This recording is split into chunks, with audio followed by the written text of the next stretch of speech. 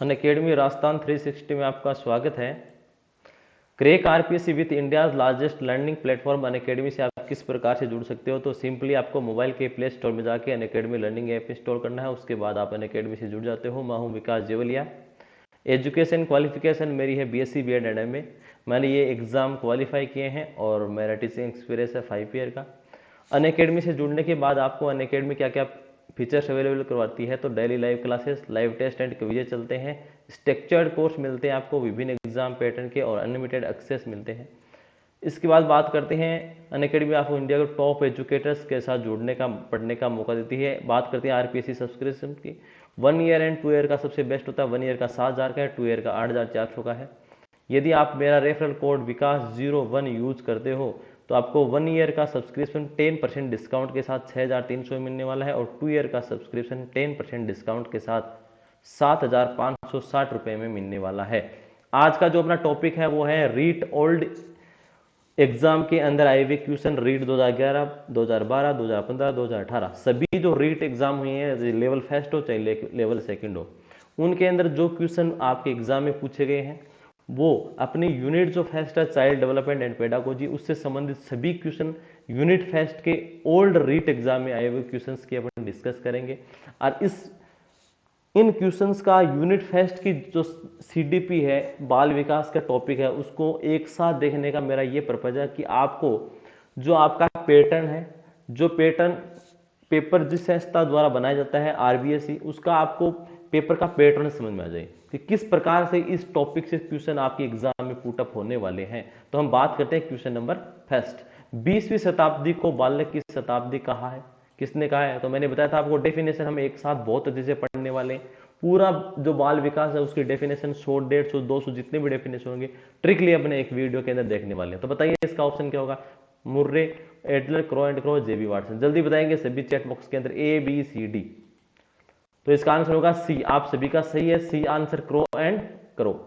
चलो question number 2 की बात करते हैं। मात्रात्मक व्यक्तिगत क्षमता रूपी प्रक्रिया को कहा जाता है, क्या कहा जाता है? मात्रात्मक पहलू क्या कहा जाता है? विकास, वृद्धि, संतुलन, परिपक्वता। तो मैंने बात की थी वृद्धि और विकास का कंप्लीट अपने स्टडी की थी सीडीपी फर्स्ट एंड सेकंड के अंदर, और रिवीजन क्लास के अंदर भी वृद्धि विकास की कॉन्सेप्ट पढ़ा था। तो वृद्धि क्या होता है? मात्रात्मक होती है। विकास क्या होता है? गुणात्मक और मात्रात्मक दोनों होते हैं। तो आपका ऑप्शन इसमें क्या हो जाएगा सही? बी ऑप्शन आपका सही हो जाएगा, वृद्धि। वृद्धि। बात करते हैं क्वेश्चन नंबर 3। क्वेश्चन नंबर 3 है, निम्न में से कौन सा कथन विकास के संबंध में सही नहीं है? विकास के संबंध में सही नहीं है। मैंने विकास की थ्योरी पढ़ाई, विकास के प्रिंसिपल पढ़ाए। यदि आपने वो वीडियो नहीं देखा तो प्ले लिस्ट में जाके वीडियो देख लेना, उससे आपको बहुत अच्छे से सब कुछ समझ में ये क्वेश्चन पूरा क्लियर होने वाला आपको। तो यहां से देखो इस प्रकार के क्वेश्चन पूछे जाते हैं। ऑप्शन देखना आप, विकास के संबंध में कौन सा कथन सही नहीं है ये पूछा है। तो देखो फर्स्ट है, विकास प्रतिमानों की कुछ निश्चित विशेषताओं की भविष्यवाणी की जा सकती है, ठीक है। विकास का उद्देश्य वंशानुगत संभाव्य क्षमता को विकास करना है, बिल्कुल सही है।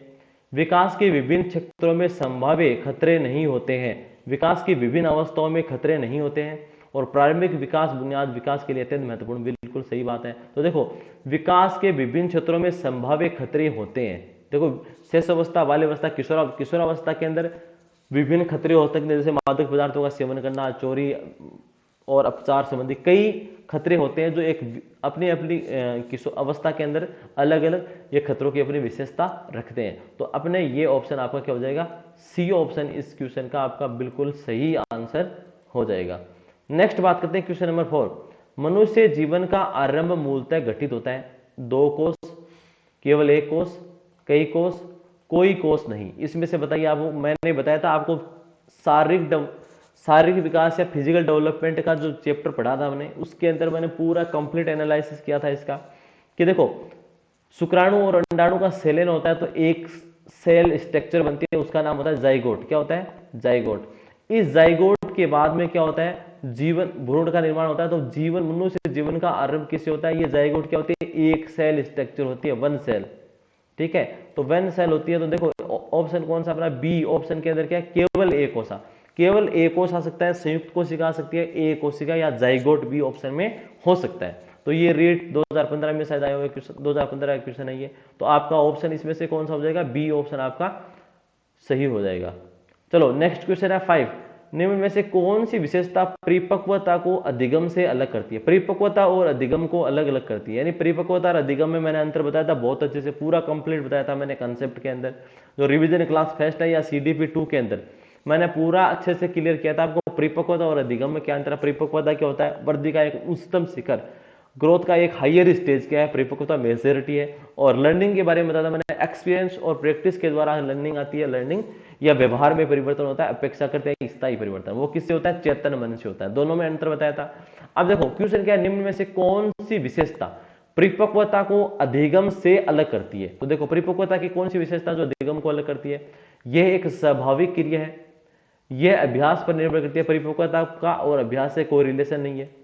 यह प्रेरक पर निर्भर करती है, नहीं करती है। यह जीवन पर्यंत चलने वाली प्रक्रिया है। ठीक है, तो परिपक्वता एक निश्चित उम्र तक होती है, लगभग मध्य किशोरा तक चलती है, इसलिए ये एक निश्चित टाइम पीरियड तक चलती है। तो ये जीवन पर्यंत चलने वाली प्रक्रिया नहीं है, अधिगम जीवन पर्यंत चलने वाली प्रक्रिया है। तो इसमें से कौन सी होगी? यह एक स्वाभाविक क्रिया है, अपने आप होती है, स्वतः होती है, सहज होती है। तो ऑप्शन आपका क्या हो जाएगा इसके अंदर? सही ए ऑप्शन आपका बिल्कुल सही हो जाएगा। क्वेश्चन नंबर 6 की बात करते हैं अपन।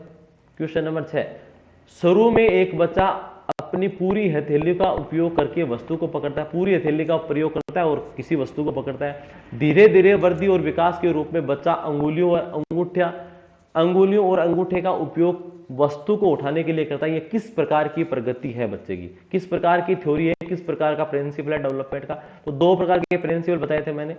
बच्चे का देखो सिर से पैर की तरफ विकास होता है, उसे बोलते हैं सेफेलोकोडाल थ्योरी। ठीक है, एक मैंने बताया था किसी भी बालक का, देखो कोई बालक है तो वो क्या करेगा? पहले केंद्र से, सेंटर से परिधि की तरफ, यानी केंद्र से बाहर की तरफ डेवलपमेंट होता है। तो देखो पहले बच्चा किसी वस्तु को पकड़ेगा तो क्या करेगा? पूरी बॉडी के अंदर मूवमेंट करेगा। धीरे धीरे क्या होगा?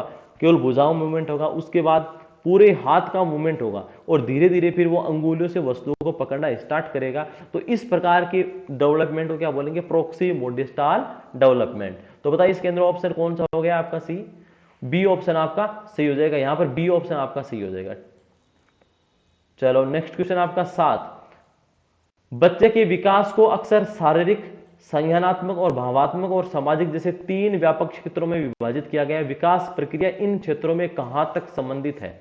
कहां तक संबंधित है? तो मैंने बताया देखो विकास के सभी पहलू आपस में जुड़े हुए हैं, एकीकृत हैं या एकीकरण रूप से विकास होता है। तो देखो ऑप्शन कौन सा सही होता है आपका? ए, बी, सी, डी। बताइए। अन्य को प्रभावित किए बिना स्वतंत्र रूप से विकसित, एक एकीकृत एवं समग्र प्रकार से विकसित, आंशिक रूप से विकसित और बेहतरीन ढंग से विकसित। बताइए कौन सा ऑप्शन सही होगा? तो इसका ऑप्शन आपका सही हो जाएगा, बी ऑप्शन आपका सही हो जाएगा, 7 नंबर का। चलो नेक्स्ट क्वेश्चन है, शेष अवस्था की विशेषता नहीं है। इनमें से कौन सी विशेषता है जो शेष अवस्था की नहीं है? सभी बताएंगे इसका आंसर, चैट बॉक्स में लिख के बताइएगा सभी इसका आंसर क्या होगा। क्वेश्चन नंबर 8 का आंसर बताएंगे, ए, बी, सी, डी में से कौन सा होगा? शेष अवस्था के अंदर विशेषता इसमें से कौन सी नहीं है? शारीरिक विकास तीव्र गति से होता है, दूसरों पर निर्भर रहते हैं, अनुकरण करते हैं, नैतिकता का होना और मानसिक विकास तीव्र होता है। तो मैंने बताया था शेष अवस्था के अंदर मानसिक और शारीरिक विकास बहुत तीव्र होता है, बाल्यावस्था में स्लो स्थिर हो जाता है और किशोरावस्था के अंदर पुनः तीव्र हो जाता है। लेकिन देखो यहां पर नैतिकता का क्या होता है? अभाव होता है, नैतिकता नहीं पाई जाती है। तो ऑप्शन आपका कौन सा सही हो जाएगा? सी ऑप्शन आपका सही हो जाएगा। चलो नेक्स्ट क्वेश्चन बात करते हैं 9। दल या गैंग का सदस्य होने से समाजीकरण उत्तर बाल्यावस्था में बेहतर होता है। बताया था मैंने समाजीकरण उत्तर बाल्यावस्था को समाजीकरण का काल किसने कहा था? किलपेट्रिक ने कहा था। ठीक है, और निम्न में से कौन सा कथन इस विचार के बिल्कुल विपरीत है कि उत्तर बाल्यावस्था सामाजिकरण काल है, उसके अंदर सामाजिकता के गुण बहुत ज्यादा पाए जाते हैं, सामाजिक विकास बहुत अच्छे से हो जाता है, यानी सामाजिकरण काल उत्तर बाल्यावस्था को माना जाता है। लेकिन इनमें से कौन सा कथन इसके बिल्कुल क्या अपोजिट है? तो आपको देखना ऑप्शन नंबर ए है, वयस्कों पर निर्भर न होकर सीखता है, जिम्मेदारियों को निभाना सीखता है, अपने समूह के प्रति वफादार होना सीखता है। नेक्स्ट है छोटी छोटी बातों पर झगड़ा करना, अपने गैंग के सदस्यों लड़ाई मोल लेना। तो बिल्कुल ये सामाजिकरण से बिल्कुल विपरीत कंडीशन है, झगड़ालू प्रवृत्ति का इसके अंदर विकास होता है। तो आपका ऑप्शन क्या हो गया सही? डी ऑप्शन आपका बिल्कुल सही हो गया, डी ऑप्शन। चलो नेक्स्ट क्वेश्चन की बात आती है, 10 नंबर क्वेश्चन है। क्वेश्चन नंबर 10, इस अवस्था में बालक में एक नई खोज करने की प्रवृत्ति या घूमने की प्रवृत्ति बहुत अधिक बढ़ जाती है। तो मैंने बताया था बाल्यावस्था के अंदर बालक क्या होता है? बहिर्मुखी होता है, बहिर्मुखी होता है, ज्यादा खाना पीना, सॉरी ज्यादा घुमाई करता है और खेल कूद ज्यादा करता है, मस्त मौला रहता है, खाने पीने पर ध्यान कम रहता है, इसलिए शारीरिक मूवमेंट, शारीरिक डेवलपमेंट कम होता है। लेकिन उसके अंदर घूमने फिरने से नई नई खोजों को करने की कोशिश करता है, जिज्ञासु प्रवृत्ति इसकी बच्चे की होते हैं। तो इसके अंदर ऑप्शन कौन सा सही हो जाएगा? शेष अवस्था, उत्तर बाल्यावस्था, किशोर अवस्था और प्रौढ़ अवस्था। तो ऑप्शन आपका हो जाएगा बी, उत्तर बाल्यावस्था। चलो नेक्स्ट क्वेश्चन की बात करते हैं। किशोर अवस्था 2018 के अंदर पूछा गया ये क्वेश्चन। किशोर अवस्था की ऐसी आदत जिसमें खुद को भूखे रहने की प्रवृत्ति होती है तथा यह ज्यादा बालिकाओं में पाई जाती है, ऐसी अवस्था को क्या कहा जाता है? देखो, अपने आप को भूखा रखना है, वेट लॉस करना, ये प्रॉपर्टी का किस में पाई जाती है? गर्ल्स में पाई जाती है। इसे क्या बोला जाता है? तो एनोरेक्सिया नर्वोसा कहा जाता है। क्या बोला जाता है? एनोरेक्सिया नर्वोसा बोला जाता है। यानी वेट कम करना, ये गर्ल्स में पाई जाएगी, इसे बोलेंगे एनोरेक्सिया नर्वोसा। ठीक है। और एक होती है वेट को गेन करना, ज्यादा खाना वेट को गेन करने के लिए, ये इसे बोलते हैं बुलिमिया, ये पाई जाती है बॉयज में। तो ये किशोर अवस्था की कुछ दो प्रकार की आदतें हैं। इसके अलावा भी हम बहुत कुछ अलग, जो हमारा 1000 क्वेश्चन रीट का, जो ये रीट की यूनिट है अपनी फर्स्ट, इसका 1000 क्वेश्चन का एमसीक्यू का एक कैप्सूल कोर्स अभी 1 या 2 दिन के अंदर अनअकैडमी लर्निंग ऐप पर जल्द स्टार्ट करने वाला हूं। उसकी इन्फॉर्मेशन आपको मिल जाएगी वीडियो के द्वारा। तो वहां पर भी आपको विकास जेवलिया के नाम से आपको फॉलो करना है मेरे को। तो वहां पर अपन पूरा शानदार तरीके से यूनिट, इस जो यूनिट फर्स्ट है अपनी बाल विकास, उसके 1000 एमसीक्यू करने वाले बहुत अच्छे से। वहां पर बहुत अच्छा हम पढ़ने वाले हैं, टेंशन लेने की बात नहीं है, आपको बहुत अच्छा आपको कंटेंट मिलने वाला है। तो उस क्लास में मिलेंगे, तब तक के लिए सभी को बाय, थैंक्स।